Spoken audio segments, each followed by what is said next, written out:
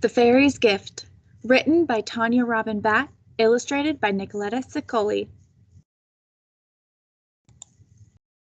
Once upon a time, and it wasn't my time, and it wasn't your time, it was a time when life was much simpler than it is today, and magic was easier to find.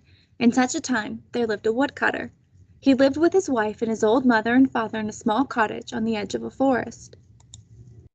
Now, the woodcutter and his wife had been married for a long time. More than anything else in the world, they had wanted a child of their own, but the years had come and the years had passed, and never did the soft cries of a baby come to that house, or the sound of footsteps pittering and pattering on the stairs. And if that wasn't bad enough, never having what your heart desires, there was also the problem of the woodcutter's mother. Once she could see as well as you or I do, but as time passed, her eyes grew dim and hazy, until finally, like a dark cloud moving across the sun, her eyesight was gone. Day in and day out she would sit, rocking in her chair beside the fire, the world about her like a curtain of darkness. How the woodcutter wished that he had a child, and how he wished that his old mother could see again. He could have wept, but there was no time for tears. Life was hard. Old Man Poverty sat on the doorstep and snatched away everything good that came their way. The cupboards were often bare, and their cottage was pricked by the bite of cold and the pinch of hunger. Every day the woodcutter would swing his axe over his shoulder and head into the forest. There he would gather together bundles of wood to be sold at the market. It was hard and heavy work. On one such day the woodcutter stopped for a moment and rested upon his axe. He gazed up into the sky, and there he saw a hawk circling above him. The hawk was hunting, and the woodcutter looked at the ground about him, trying to spy what it was that the hawk had sighted with its keen eye. The woodcutter blinked in surprise. He could see a small man, dressed in ragged clothes, trying to hide under a fallen log. The man was hardly as tall as the woodcutter's hand was long. He was wearing a rough brown suit and was desperately trying to press himself between the ground and the log. It was a fairy. The woodcutter remembered how his mother had talked kindly of the fairies when he was just a young boy.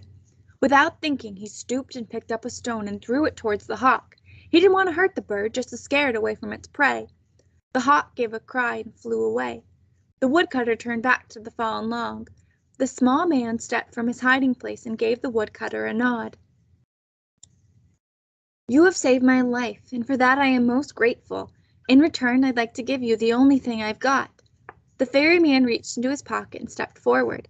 There, sitting snug in the palm of his outstretched hand, glowed a single wish.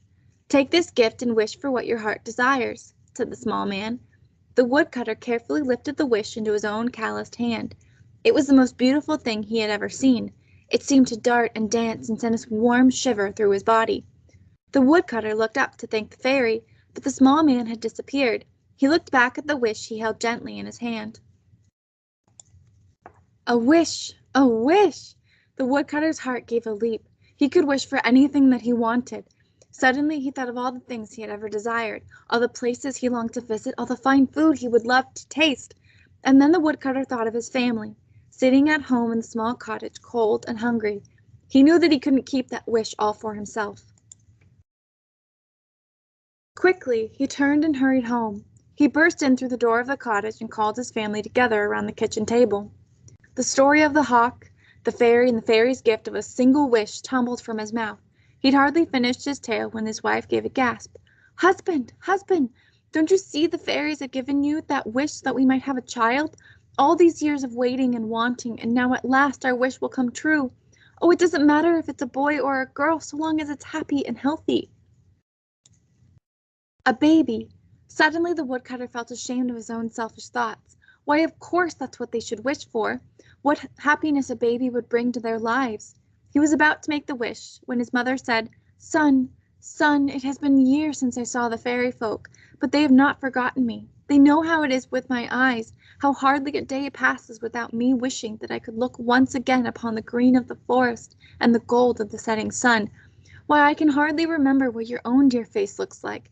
Please, son, use your wish to give your mother back her sight." His mother's sight. The woodcutter looked at the old woman sitting at the table. His own dear mother, who had nursed him as a baby and fed and clothed him as a child. He thought of all her kind words, her stories, and her gentle touch. Surely he owed his mother this one kindness. and so he was about to speak the wish for his mother, when his father thumped a fist down upon the table. "Son, now you listen to me. Life is hard for us all. There is not a winter that passes that we don't near all starve and freeze to death. You've only the one wish, and you must use it wisely.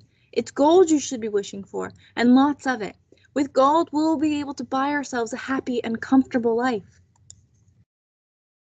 The woodcutter stared at his aged father. The old man hardly ever spoke.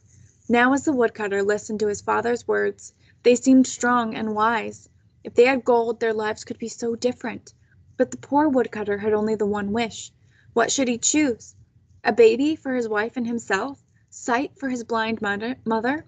Or gold for as his father insisted? Suddenly, that one wonderful wish seemed to him to be nothing but a heavy burden. How could he know what was the right thing to wish for? The woodcutter stood up and left the table. He went out of the cottage and began to walk. Through the forest he went, up the hill and across the fields. He walked the day to its end. The sun began to sink in the west, and the night sky twinkled with a sprinkling of silver stars, and a fingernail of a moon hung against night's dark blanket. The man stopped and stared up into the heavens. What should he wish for? A falling star shot across the sky, and in that instant the woodcutter's question was answered. He knew what he would wish for. Quickly, he hurried back to the cottage, and again he called his family together. The four of them gathered around the table, hardly daring to speak. The woodcutter's wife was sure her husband would ask for a baby. The old mother hoped for her sight, and the old man had his heart set on gold. The woodcutter stood up. "I've made my decision, and my wish will be this." He lifted his arm, uncurled his fingers, and from his hand floated the one single wish.